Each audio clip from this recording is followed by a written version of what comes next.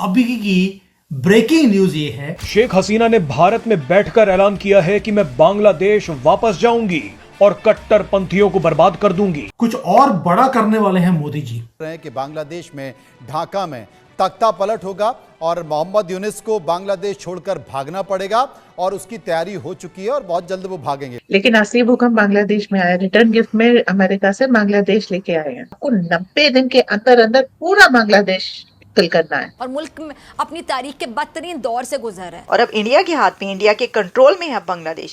क्या मोदी ट्रंप की मुलाकात के बाद जो सख्त तेवर दिखे हैं उसने यूनुस को सुर बदलने पर मजबूर कर दिया? यानी भारत को जिस चीज का इंतजार था वो होने लगी है। इंडिया ने बांग्लादेश पर मुसीबतों का पहाड़ तोड़ दिया। इसलिए दुनिया जवाब दे या ना दे, हम भारत का असल चेहरा दुनिया को बार बार दिखाते रहेंगे। बांग्लादेश के फॉरेन मिनिस्टर ने इंडिया के external affairs minister doctor Jaishankar से ये रिक्वेस्ट की कि सार्क को रिवाइव किया जाए। डॉक्टर जयशंकर ने कैटेगोरिकली रिजेक्ट कर दी उनकी ये रिक्वेस्ट और उनको ये कहा कि ऐसा कुछ नहीं होने जा रहा, सार्क को रिवाइव नहीं किया जा सकता, वो सार्क को रिवाइव नहीं करेंगे। मोहम्मद यूनुस अब भारत, नेपाल, भूटान के साथ एक जॉइंट इकोनॉमी बनाने की बात कर रहे हैं। पाकिस्तान का नाम तक नहीं लिया इस दौरान मोहम्मद यूनुस ने। ऐसा क्यों? अब तो मुझे यूं भी लगता है ब्रिगेडियर साहब कि मोहम्मद यूनुस साहब की जितनी गुडविल है वो भी इस वक्त एक्सपेक्टेशंस का जो लेवल है स्टूडेंट्स का, वर्किंग क्लास का, मिडिल क्लास का, वो बेचारों को पता नहीं क्या होगा। मोहम्मद यूनुस की हुकूमत खत्म होगी और हसीना की हुकूमत दोबारा आएगी। अब ये इतनी बैफलिंग न्यूज क्यों है? क्या यूनुस और पाकिस्तान की भारत के खिलाफ जहरीली साजिशें अब बंद हो जाएंगी? नमस्कार, जय हिंद, वंदे मातरम। दोस्तों, अभी बांग्लादेश से बहुत बड़ी खबर सामने आई है। पीएम नरेंद्र मोदी कुछ बड़ा करने वाले हैं। जी हां दोस्तों, सुपर पावर अमेरिका के 47वें नए राष्ट्रपति डोनाल्ड ट्रंप से मिलने पहुंचे पीएम मोदी का जैसे ही अमेरिका ने बांग्लादेश के कार्यवाहक पीएम मोहम्मद यूनुस की गर्दन दबोचने की परमिशन क्या दी, बांग्लादेश और पाकिस्तान को दिन में तारे, कड़ाके की सर्दी में पसीना छूटने लगा है। दोस्तों, बात भी सही है। बाइडेन ने शेख हसीना का तख्ता पलट कर यूनुस को जो कमान दी थी उसे डोनाल्ड ट्रंप ने उखाड़ फेंकने का ऐलान कर दिया है। अब मोहम्मद यूनुस को बांग्लादेश से कभी भी दुम दबाकर भागना पड़ सकता है, क्योंकि इस पर बड़ा खुलासा सामने आया है। प्रधानमंत्री नरेंद्र मोदी सेना की मुखिया राष्ट्रपति द्रौपदी मुर्मू से मिल चुके हैं।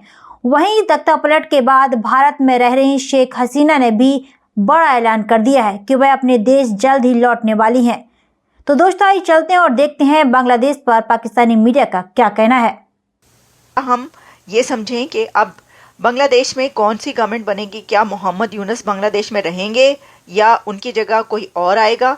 बांग्लादेश में जो हिंदुओं के साथ वहाँ पर हुआ है उसका कैसे बदला लिया जाएगा? भारत क्या उसका बदला लेगा अगर उसके हाथ में बांग्लादेश का मामला आता है? अच्छा, इसके अंदर आप ये भी देखें, एक और चीज़ है यार, भारत बदला तो नहीं लेगा, ये कभी ऐसा हुआ नहीं, ऐसी कोई बात भारत की तरफ से नज़र नहीं आती।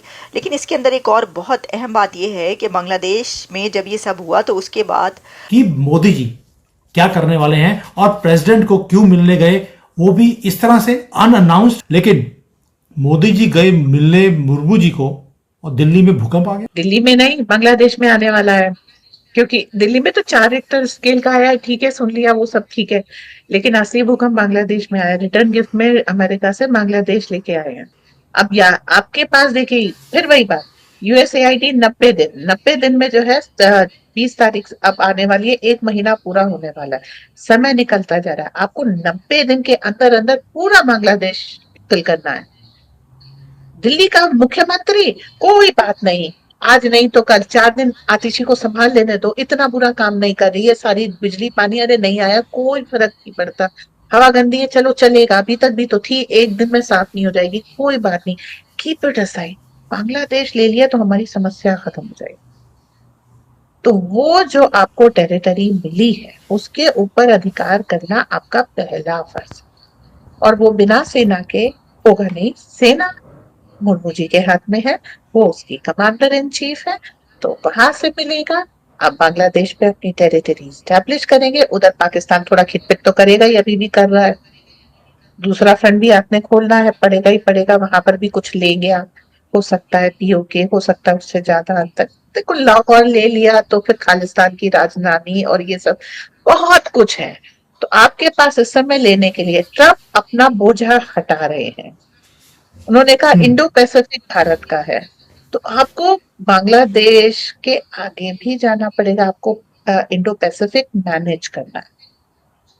नई जगह पूरी आर्मी नए सिरे से, नेवी, आर्मी, एयरफोर्स सारी डिप्लॉय होगी, पूरा आपका स्ट्रक्चर चेंज होगा। जो आज तक आपके स्ट्रॉन्ग पॉइंट्स थे उनको थोड़ा एक्सपैंड किया जाएगा। क्यों अग्निवीर कर रहे थे, आज मैं बोलती। ये फौज बढ़ाई जा रही थी, अग्निवीर नहीं है।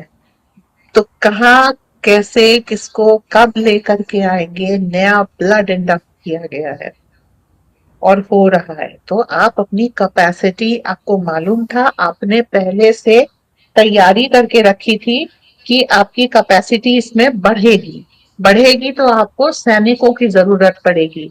तो इंडियन आर्मी जितना वो करेगी, उसके अलावा आपको और लोग चाहिए, जितनी ट्रेनिंग इंडियन आर्मी दे करके आगे बढ़ाएगी।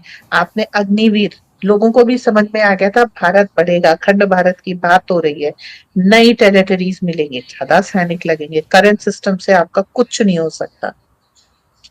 तो अभी आप देखिए ये सारी चीजें एक्सपैंड करेंगी।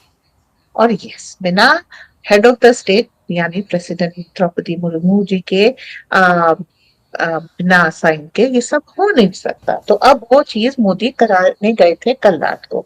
बाकी अब धीरे धीरे देखिए अनफोल्डिंग है। 90 दिन के अंदर तो अभी न्यूज का भूचाल आने वाला है। बांग्लादेश के इशू का उनका ये कहना कि पीएम मोदी पे छोड़ता हूँ, वो सवाल का जवाब मेरा ख्याल है कि शायद ऐसा ना हो। इसकी वजह ये कि वो तो फिर उसके बाद उस इशू पे कोई तो आगे बात करते।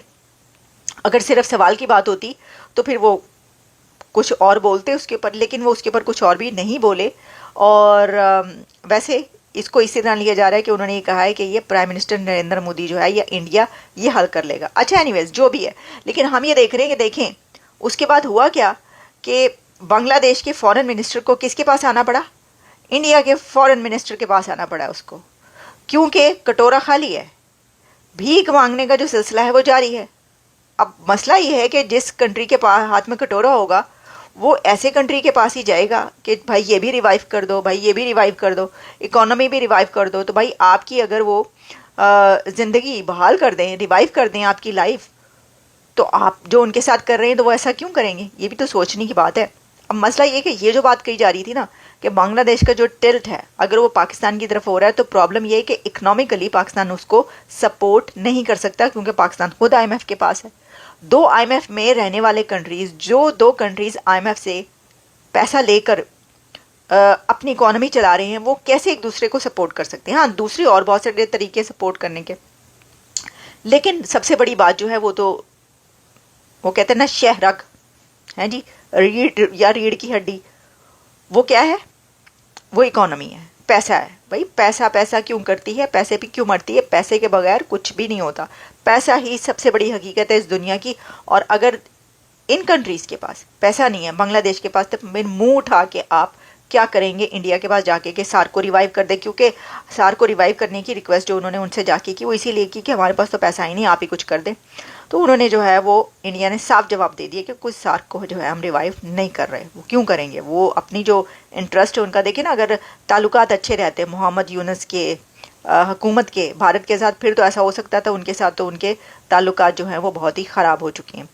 तो ये है बांग्लादेश का मामला। लेकिन जैसा मैंने आपको कहा कि ये आने वाले दिन बताएंगे, ये हमें पता चलेगा कि क्या बांग्लादेश जो है वो अब उसका जो भी रिजॉल्व करना है और जो भी सूरत हाल निकलनी है वो भारत उसके अंदर खुद ही करेगा। तो दोस्तों, आपने देखा कि प्रधानमंत्री नरेंद्र मोदी के पल पल के घटनाक्रम पर कैसे बांग्लादेश और पाक मीडिया नजरें गड़ाए हुए है और कह रहे हैं कि अब मोदी बांग्लादेश में कुछ बड़ा करने वाले हैं, यानी सत्ता पलट करने वाले हैं। दोस्तों, इस पूरी खबर पर आपका क्या कहना है हमें कमेंट बॉक्स में जरूर बताएं। खबर अच्छी लगे तो लाइक और शेयर करना ना भूलें। ऐसे ही तमाम खबरों से जुड़े रहने के लिए आप देखते रहें राज हिंदुस्तान।